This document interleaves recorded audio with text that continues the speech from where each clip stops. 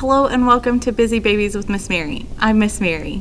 Today it's all about stuff in your kitchen that you can use to play with your kids.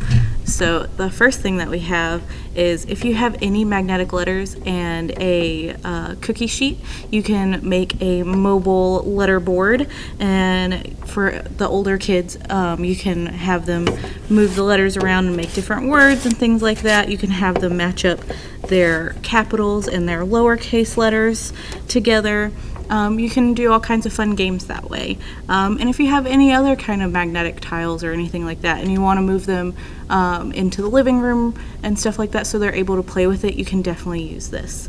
Another way to utilize your cookie sheets is take all of these off, and this is going to be for your littlest ones. Let's get all these off.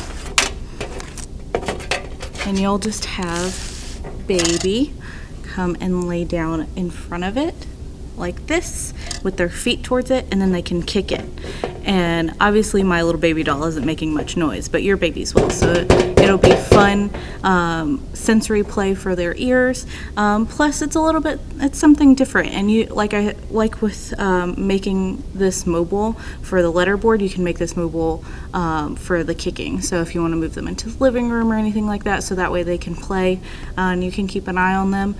This is a lot easier way because sometimes carpet is a lot better than on hardwood floor or anything like that. So being able to have something like this can be really fun.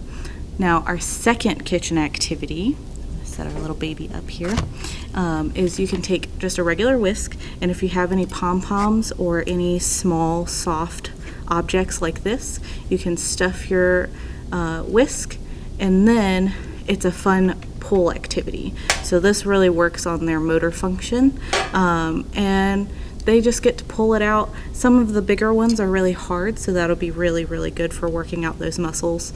And you can put anything small and soft inside a whisk like this to do that.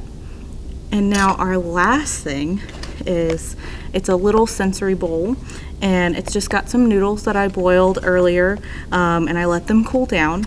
And this, they can just feel it, and it's all slimy and stuff, so this is really nice sensory play.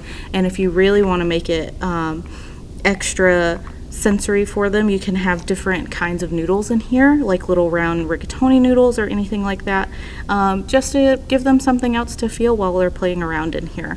You could also put toys in here for them to find.